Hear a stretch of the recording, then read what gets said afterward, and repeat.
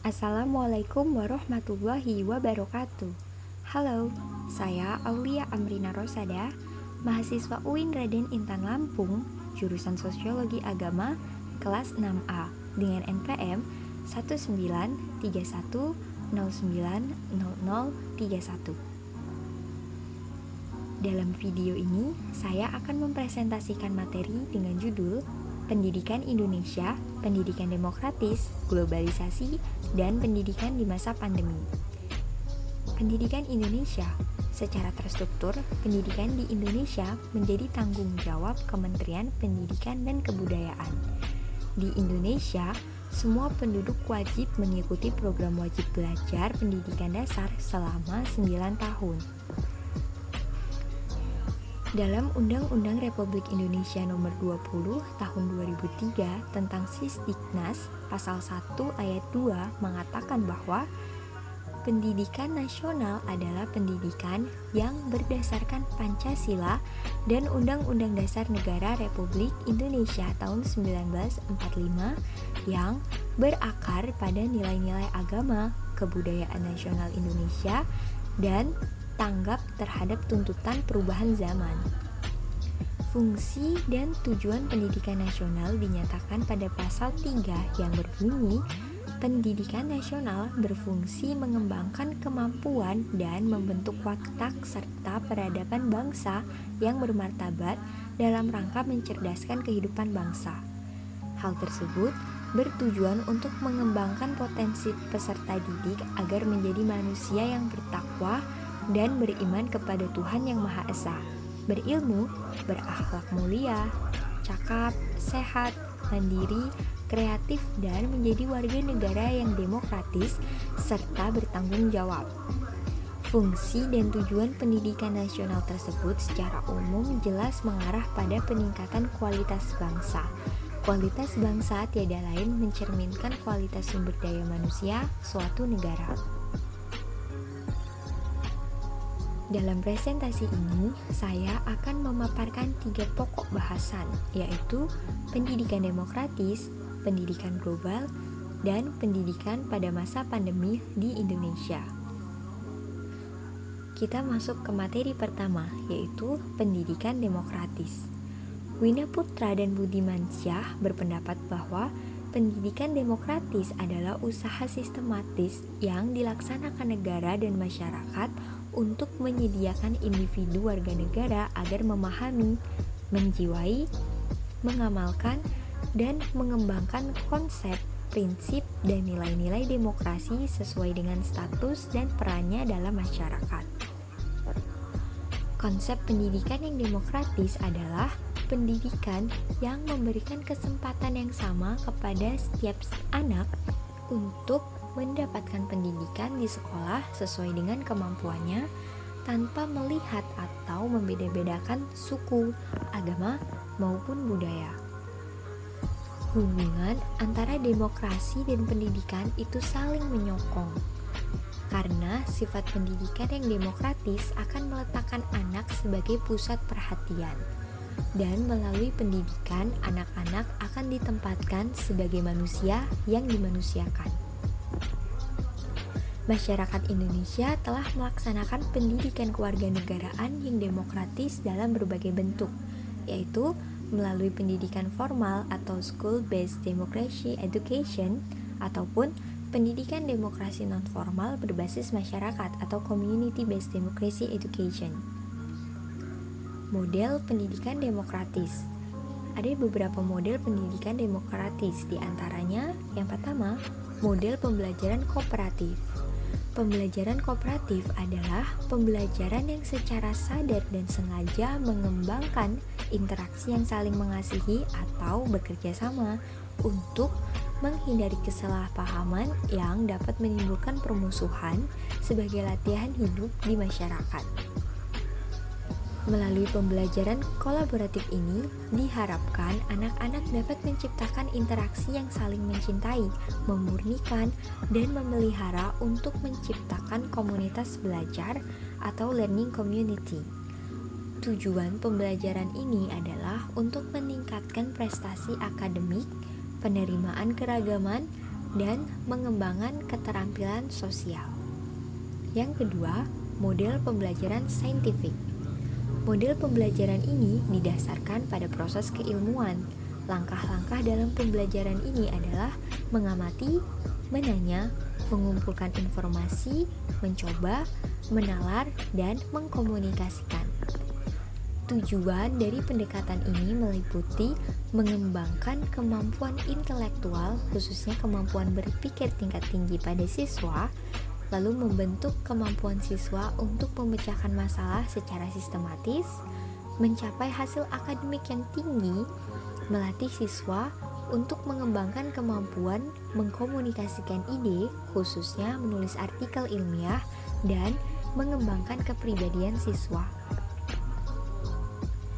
C. Yang ketiga, model pembelajaran inquiry discovery. Inquiry discovery adalah model pembelajaran yang didasarkan pada pencarian, pertanyaan atau inquiry, dan penemuan atau discovery melalui proses berpikir secara terstruktur.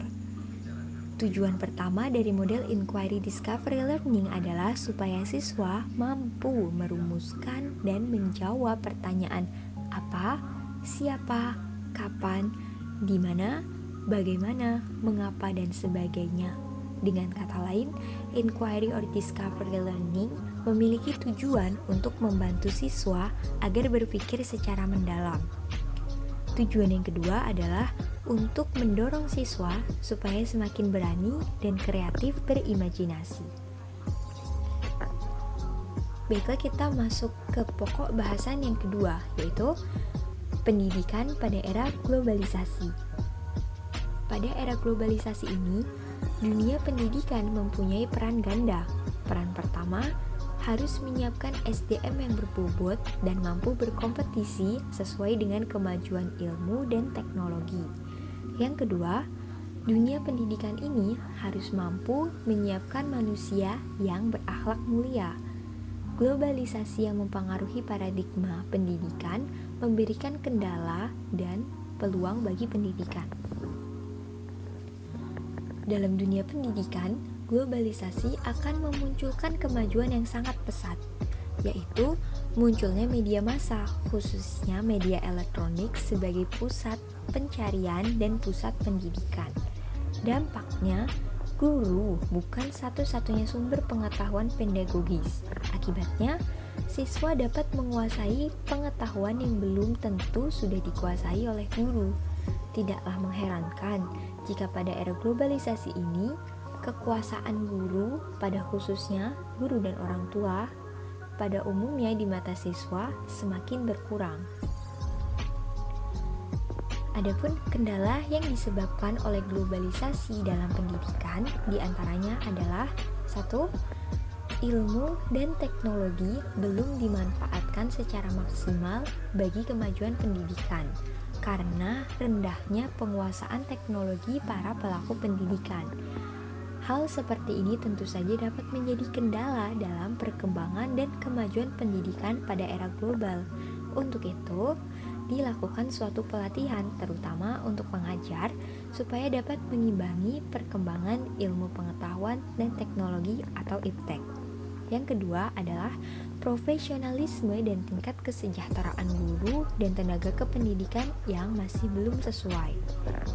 Yang ketiga, terjadi gejala umum menurunnya moral, budi pekerti, rasa toleransi di kalangan peserta didik dan generasi muda. Hal ini biasanya disebabkan oleh penerimaan informasi yang sangat cepat dan bebas, sehingga kadangkala para siswa lebih dahulu mengetahui tentang sesuatu informasi atau pengetahuan baru daripada guru atau orang tuanya.